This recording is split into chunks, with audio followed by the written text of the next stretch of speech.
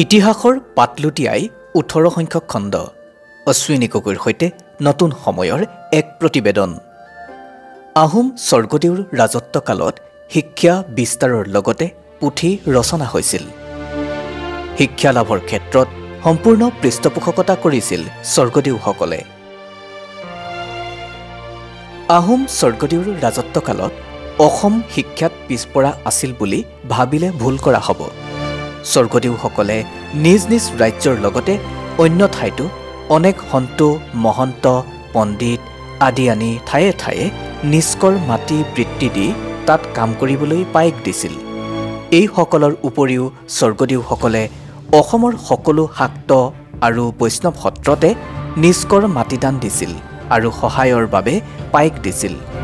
এই সন্ত মহন্ত পণ্ডিত সত্ৰাধিকাৰসকলে ৰজাক একো দিব নালাগিছিল। এওঁলোকে যুদ্ধলৈও যাব নালাগিছিল। এওঁলোকে ধৰ্মালোচনা কৰা, আনক ধৰ্ম শিক্ষা আৰু সাধাৰণ শিক্ষা দিয়া কাৰ্যত ব্যস্ত আছিল। তেওঁলোকৰ প্ৰত্যেকৰে ঘৰত আৰু প্ৰতিখন সত্ৰত একোটি শিক্ষা কেন্দ্ৰ আছিল। স্বৰ্গদেউ আৰু উচ্চ বিষয়াসকলে ঘৰতে পণ্ডিত ৰাখি নিজা সন্তানক শিক্ষা দিয়াইছিল।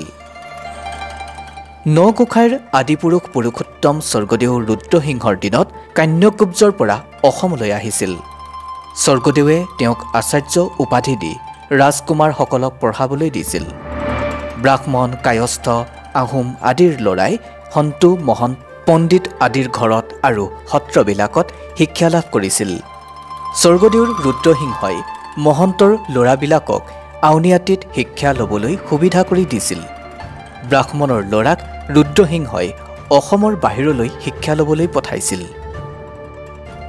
আহোমসকলে শিক্ষা পঢ়াতকৈ সামৰিক শিক্ষাহে বিশেষভাৱে কৰিছিল।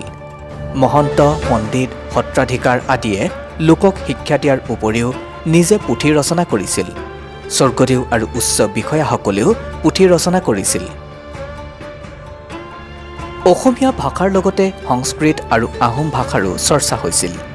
এই তিনিওটা ভাষাত বুৰঞ্জী জ্যোতিষ ব্যাকৰণ কাব্য ধৰ্মগ্ৰন্থ নাটক উপন্যাস সংগীত যুদ্ধৰ প্ৰণালী ৰাজনীতি আদি বিষয়ৰ ওপৰত গ্ৰন্থ ৰচনা হৈছিল।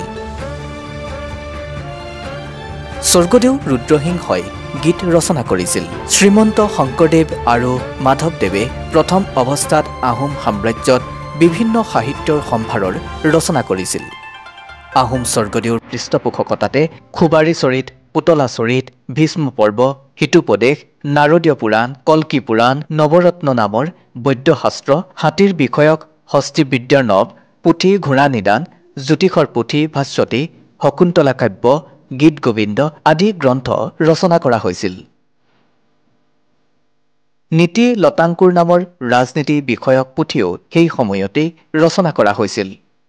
যুদ্ধত কেনেকৈ জয়লাভ কৰিব পাৰি তাৰ বাবে ৰণজয় বিধি বৈদ্যকল্পতৰু আৰু পঞ্চৰত্ন নামৰ আয়ুৰ্বেদীয় চিকিৎসা শাস্ত্ৰৰ লগতে জ্যোতিষ শাস্ত্ৰও লিখা হৈছিল।